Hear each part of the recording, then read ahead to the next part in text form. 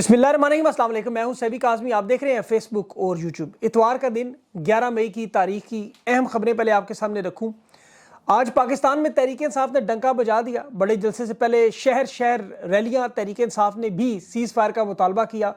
भारत में इस वक्त अहम इजलास जारी है, सीज़ फायर का आखिरी दिन है। सोशल मीडिया पर मोदी पर दबाव, बड़ी मीटिंग शुरू, बड़े फैसले, और इसके साथ डोनाल्ड ट्रंप भी खुलकर सामने मसला कश्मीर के हवाले से हल भी पेश किया। वो क्या मामलात होंगे, और 9 मई के अहम केस की सुप्रीम कोर्ट में समात, दबंग जज कौन मुकर्रर, 3 साल बाद रूस यूक्रेन की बड़ी जंग का भी खात्मा पुतिन ने ऐलान कर दिया, तुर्की का भी अहम किरदार, और बांग्लादेश में 15 साल हुक्मरान जमात रहने वाली इलेक्शन पर पाबंदी लगा दी इस वक्त। लेकिन सबसे पहले बड़ा मामला सुनामी का, उसके बाद पाक भारत मामलात की बात करूंगा। सुनामी रैलियां इस वक्त पूरे पाकिस्तान में शुरू हो चुकी हैं। मैं तफसील से आपको बताऊं कहां कहां इस वक्त पाकिस्तान जिंदाबाद, इमरान खान के नारे लग रहे हैं और मुतालबा किया जा रहा है खान को रिहा किया जाए। सिंध में, खैबर पख्तूनख्वा में, पंजाब में, और सिंध में हलीम हैदर शेख ने थर पार्कर में रैली का आगाज़ किया, और कोयटा में भी आज शाम इमरान खान की रिहाई के लिए एक बहुत बड़ी रैली है। पंजाब में मंडी बहाउद्दीन में कौसर खान भट्टी की क़यादत में पहली रैली का आगाज़ हुआ। एबटाबाद में मरकज़ी रैली का आगाज़ हुआ, लोग शिरकत के लिए पहुँचे हुए हैं। इनके जो MNA है साजिद खान बड़ी तादाद में वहाँ लोगों को निकाल के सरप्राइज़ दे रहे हैं। वाना बाज़ार की यही सूरत हाल है, बाजोड़ की यही सूरत हाल है। इस वक्त पनियाला में इस वक्त तहरीक इंसाफ के कारकुनान जमा है। सराय आलमगीर जेलम में आपको GT रोड पर मेजर जफ़र गोंदल उनकी क़यादत में, मीरान शाह में बहुत बड़ी रैली है। एबटाबाद के चौक में तहरीक इंसाफ के कारकुनान इकट्ठे हुए हैं। शुमाली वज़ीरिस्तान में कर्फ्यू लगा हुआ है और वहाँ भी इस वक्त बड़ी तादाद में लोग। बलोचिस्तान में, ज़ोब में, कोयटा में इस वक्त रैलियाँ जो है दीर बाला से लेकर ये तमाम जो सिचुएशन चल रही है, कोटली, सतियाँ, आज़ाद कश्मीर, जहाँ जहाँ देखें तहरीक इंसाफ के लोग इकट्ठे हो रहे हैं और वो एक भारत को भी जवाब दे रहे हैं, पाकिस्तान जिंदाबाद के नारे लगा रहे हैं और इमरान खान जिंदाबाद के नारे, और रिहाई का मामला। दूसरी तरफ पंजाब में भारतीय फौज यानी पुलिस, पंजाब पुलिस फैसलाबाद में MP इस्माइल सैला के घर में घुस गई और बिल्कुल फौजी अंदाज, भारतीय अंदाज। मियांवाली में यही सनाउल्लाह मस्ती खेल के साथ हुआ। वहाँ पर उनके जो MP हैं उसके घर को भी उन्होंने समझा ये कोई हिंदुस्तानी घर है, हमला करना है। भारी नफरी पहुँच गई, उन्हें रैली अपनी मुलतवी करनी पड़ी। ये चेयरमैन कायमा कमेटी भी हैं, हालांकि अब कह रहे हैं दुश्मन से निपटने के बाद अब अपनों की बारी है। कौम को एक तरफ मुत्तहिद करने का चूरन और दूसरी तरफ इस गुल्लू भट्टों को फुल इजाज़त दी गई है कि भारतीय फ़ौज बन के दिखाएं। तहरीक इंसाफ का सीज़ फायर की कोशिश नहीं की जा रही। अब भारतीय फ़ौज का जिक्र हुआ तो सीज़ फायर जाहिर है इस मुआहदे की भी स्याही ख़त्म नहीं हुई। भारत ने वही काम शुरू कर दिया है। मोदी की टॉप सिक्योरिटी टीम का इस वक्त जहाँ पाकिस्तान में पाक भारत जश्न मनाया जा रहा है, मोदी की नई तैयारियाँ जंग की, बहुत बड़ी मीटिंग है। हिंदुस्तान का मीडिया रिपोर्ट कर रहा है कि यह हंगामी इजलास बुलाया गया है। तीनों अफवाज के सरबराहान, कौमी सलामती का मशीर अजीत डोवाल और वज़ीर दिफा राजनाथ सिंह, ये सब मौजूद हैं। और ये सीज़ फायर के मुआहदे के बाद का पहला बड़ा इजलास है। भारतीय फ़ज़ाइया दावा कर रही है कि उनका ऑपरेशन सिंदूर जारी है। इस पर वो कह रहे हैं हम ब्रीफिंग भी देंगे मुनासिब वक्त पे, और क्या साराइयों को झुटलाते हुए वो कह रहे हैं हम अपनी कार्रवाइयाँ करेंगे। मेरे ख्याल में तो उन्हें मलबा उठाने की कार्रवाई करने के अलावा तो कुछ रहता नहीं है। लेकिन मीटिंग खतरनाक है, सोशल मीडिया पर दबाव है और मोदी पर आप एतमाद नहीं कर सकते। और सीज़ फायर के मामले में देखें, ये इसमें कल आखिरी दिन है, याद रखें। यहाँ जो सबसे बड़ी खबर जो भारत की तशवीश थी, एटमी हथियार की मीटिंग की, ये जो खबर जारी करवाई गई थी हिकमत अमली के तहत मेरे ख्याल में हुआ है। और ये ज़ाहिर है दुनिया के 5 बड़े इदारों ने ये मीटिंग की खबर लगाई कि पाकिस्तान की तरफ से एटमी हथियारों की इस्तेमाल की मीटिंग शुरू हुई है। अमेरिका में, चीन में, यूरोप में, आपको पता, सबकी आंख खुली, उन्हें पता चला क्या होने जा रहा है। और पूछताछ शुरू हुई। ख्वाजा आसिफ को फ़ौरन फिर जियो पर भेजा गया कि ये दुरुस्त नहीं है। लेकिन इतनी देर में हिंदुस्तान में भी इसकी तशवीश फैल गई थी सीज़ फायर की। अब हिंदुस्तान को पता चल गया ये मामला नहीं है, तो वो तैयारी खुल के करने जा रहे हैं। 2 पायलट्स की हिरासत की जो खबर है, ये भी पहले एक थे, अब 2 पायलट्स की बात हो रही है।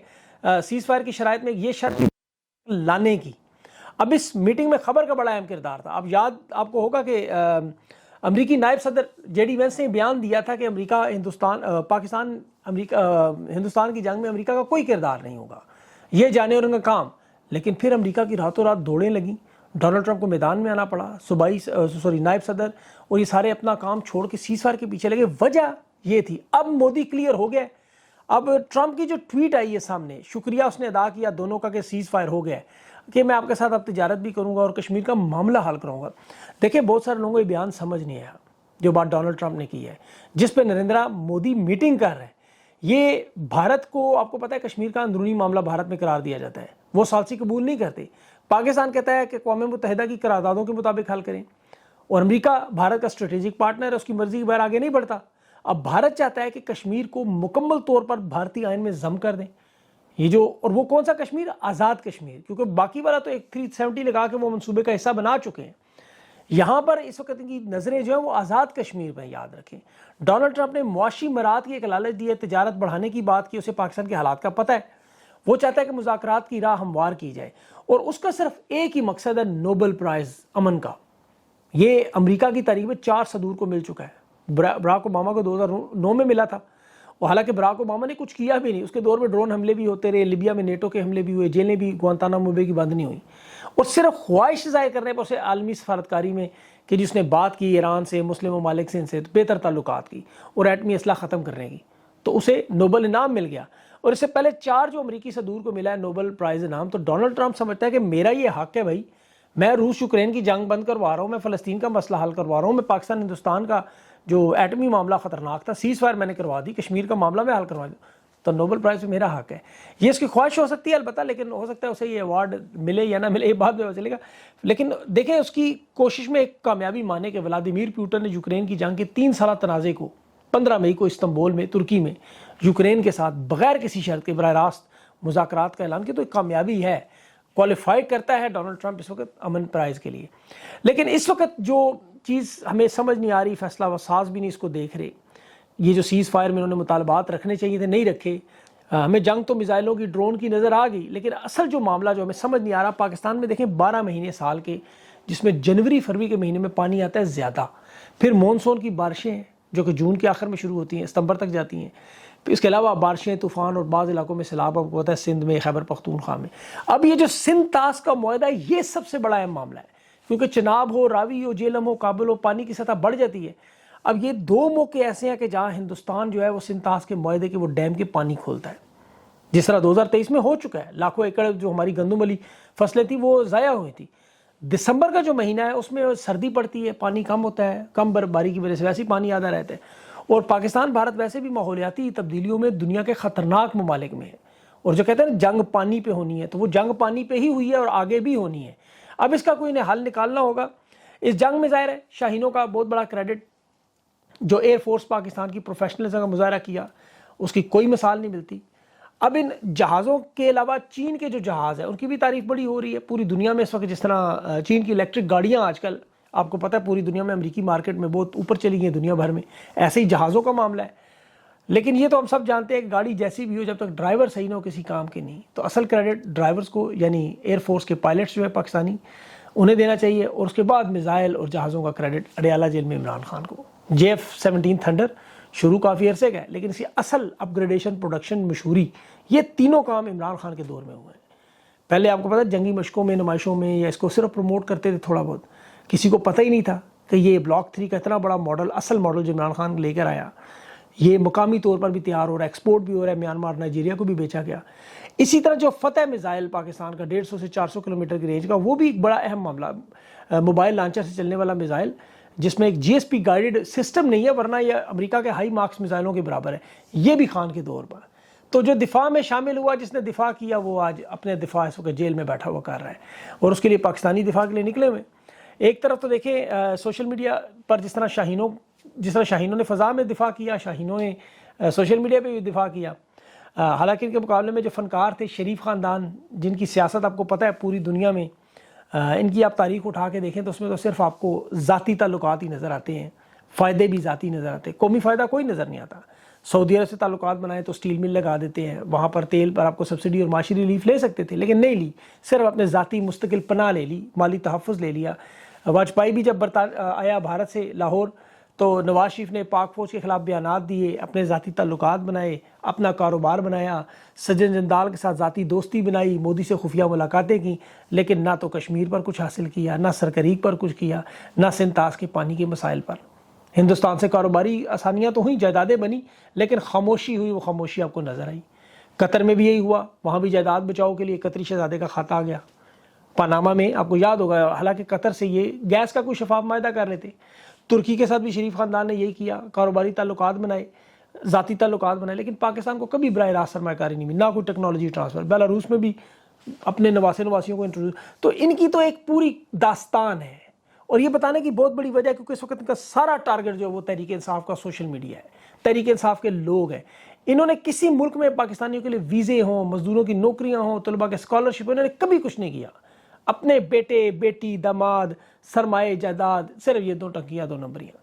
مودی کے خلاف ایک ٹویٹ نہیں کر سکا یہ بندہ، کتنا عرصہ اس کے پیچھے لگے رہے ہم لوگ، اور وجہ یہ عالمی طاقتوں کو ناراض نہیں کرتا، اسرائیل ہو، برطانیہ ہو، ہندوستان ہو، کیونکہ اصل طاقت انہیں پتا ہے کہ عوام والا معاملہ ختم ہے، ان کا اقتدار کا راستہ اسی انٹرنیشنل اسٹیبلشمنٹ کے ذریعے آنا ہے۔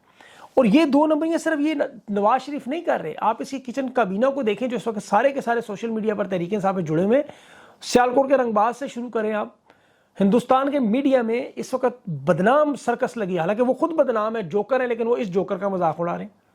خواجہ آصف نے 4 مختلف مقامات پہ 4 مختلف چینلز پہ ان دنوں میں پاکستان کو جگ ہنسائی کروائی کہ اتنے بڑے عہدے پر وزیر دفاع بیٹھا ہوا ہے، اور اس کی حالت دیکھیں، تربیت دیکھیں اس کی، کبھی وہ 30 سال کی دہشت گردی کو قبول کرتا ہے، کبھی وہ پارلیمنٹ میں کھڑے ہو کہتا ہے مدرسے کے بچوں کو ٹرین کر کے ہم اپنی ڈیفنس میں لائن میں لے کر آئیں، جو پوری دنیا پہ الزام لگاتی یہ اس کو ثابت کر رہا ہے۔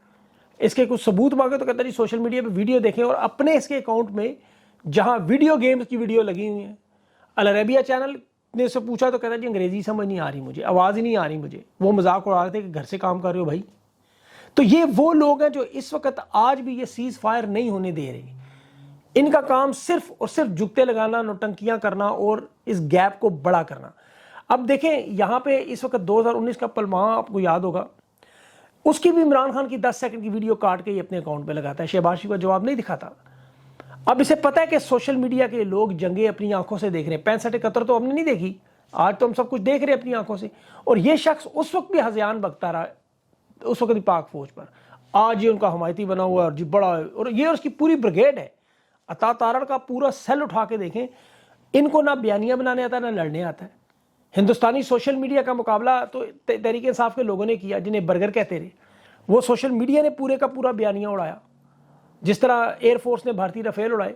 تو یہ حکومت نے عقلمندی اسی لیے کی کہ سارا ٹویٹر کھولا گیا کہ انہیں پتا تھا کہ خواجہ آصف کی بریگیڈ کے لوگ ان پڑھ ہیں، یہ کوئی چول مار دیں گے، ان کے بس کا کام نہیں ہے۔ تحریک انصاف کے پڑھے لکھے لوگ ہیں، اوورسیز پاکستانی ہیں، ڈاکٹرز ہیں، انجینئرز ہیں، قابل لوگ ہیں، یہ ہندوستان کا انگریزی میں بھی جواب دے دیں گے، اردو تو ان کی پہلے سے ٹھیک ہے، تو یہ مجبوری میں ٹویٹر کھول، لیکن اب دوبارہ ان کے اوپر ہاتھ سیدھا کرنے جا رہے ہیں، اور دوبارہ ایک بار وہی فسطائیت کا معاملہ شروع ہوگا، اس پہ میں اگلے ویلاگ میں تفصیل سے بات کروں گا۔ ٹویٹر سپیس میں بہت سارے لوگوں نے میرے سے سوال پوچھا جی کہ ہم کیا 50 بن گئے ہیں؟ دیکھیں تحریک انصاف کی طاقت ہے سوشل میڈیا، 8 فروری کا الیکشن ہو، قومی سلامتی کی میٹنگ میں تحریک انصاف کی قیادت کا جانا ہو، جو عمران خان نے بھی بعد میں کہا ٹھیک کیا، مدنی بل کا معاملہ ہو، اسی لیے اس کو توڑنے کی پوری کوشش کی۔ یہ جو میں ساری آپ کو بات کروں یہ اسی لیے تھی کہ کبھی فین کلب بنا لیے، کبھی کسی کو توڑنے کی۔ ابھی حالیہ دنوں میں دیکھیں جو آپ لوگوں نے ہندوستان کا مقابلہ کیا، آپ نے بالکل ٹھیک کیا ہے، آپ کا اپنا وطن ہے، یہ کوئی خواجہ آصف یا شہباز شریف کے والد صاحب کا وطن نہیں ہے۔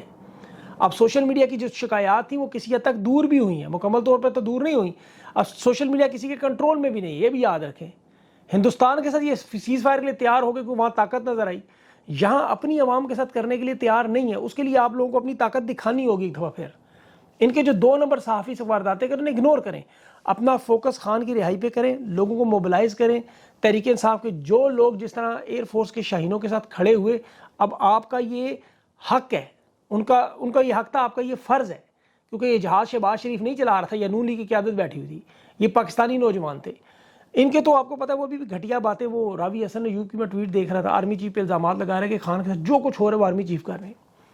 ابھی عارف علوی پہ ان لوگوں نے غداری کا فتویٰ لگانے کی کوشش کی، جی اسکواڈرن لیڈر کی شہادت کی خبر چلا دی، حالانکہ خود آپ خواجہ آصف کے بیانات دیکھیں جو اس نے باتیں کی، خود آپ نواز شریف کے ممبئی حملوں کے بیانات دیکھیں۔ تو اس وقت تحریک انصاف کو اپنی طاقت کو جمع کرنا ہوگا، لوگوں کو موبلائز کرنا ہوگا اور ان معاملات کو آگے لے کے چلنا ہوگا، کیونکہ طاقت کے کھیل میں دیکھیں ابھی بنگلہ دیش میں انہوں نے عوامی لیگ پر پابندی لگائی، عوامی لیگ جو 1971 میں آپ کو پتہ ہے اکثریت تھی، تو یہ معاملہ پاکستان میں بھی کوشش ان کی یہی ہوگی، ملٹری ٹرائل اور یہ سب معاملات، اس پہ میں اگلے ویلاگ میں تفصیل سے آپ کے ساتھ کچھ معاملات شیئر کروں گا۔